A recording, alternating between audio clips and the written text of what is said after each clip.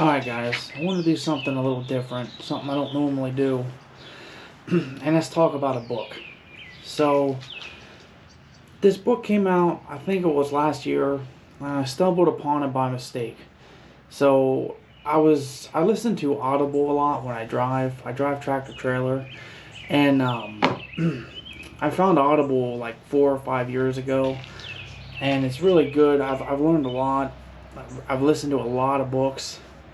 And I have a lot of good recommendations for books as well, mostly World War II, some Civil War, but this is my favorite book by far, and this is the only book that I bothered to actually buy.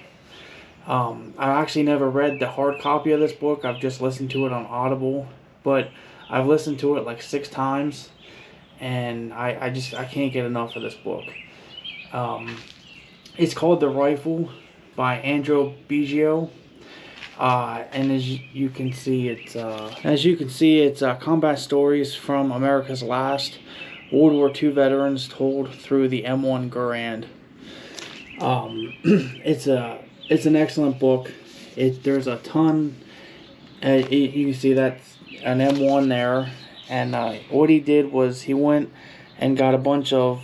He found World War II survivors, and he had them sign the rifle, his M1, and he recorded their stories and then put it into a book.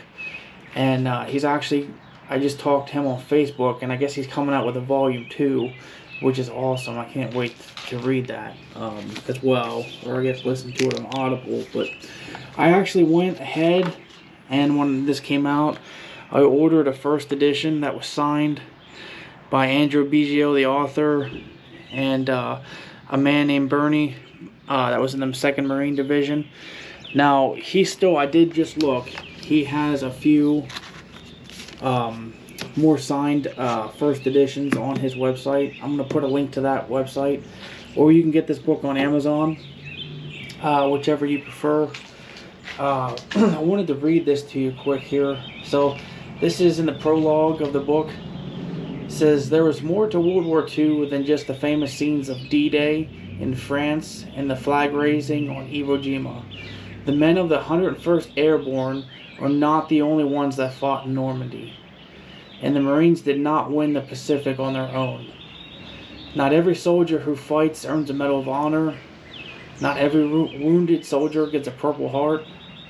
The men who opened up to me in the last stages of their lives had fought in overlooked skirmishes and unsung divisions and units.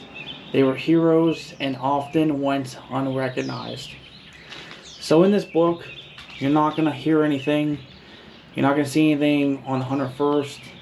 You're not going to see any of the popular movies, scenes, and stuff that we've read about, that we've seen. This is all about soldiers that have fought and have never had their stories recorded. I mean, how many of you have ever heard of the 17th Airborne? I never did until I read this book, and now I know who the 17th Airborne is and what they did. And different things like that. There's also a Medal of Honor recipient in this book, Herschel Woody Williams. He wrote the beginning of the book here. I forget what they call it. Again, I think here once. He wrote the foreword, and then he also has a story. His story is in this book, but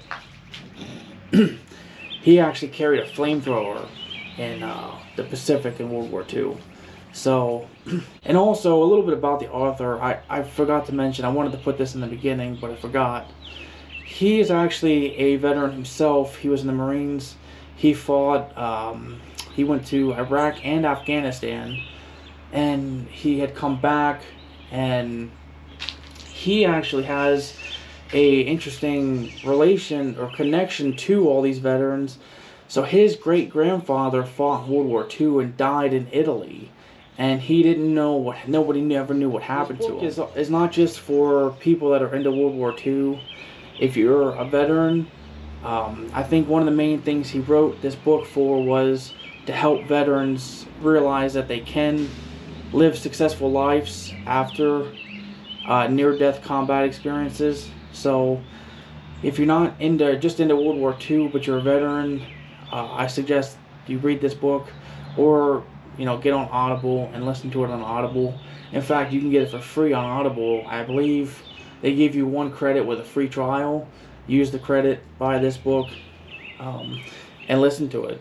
I have a feeling once you read the book or listen to the book, you're going to want to buy a copy of it, and then you're going to want to listen to it again and again.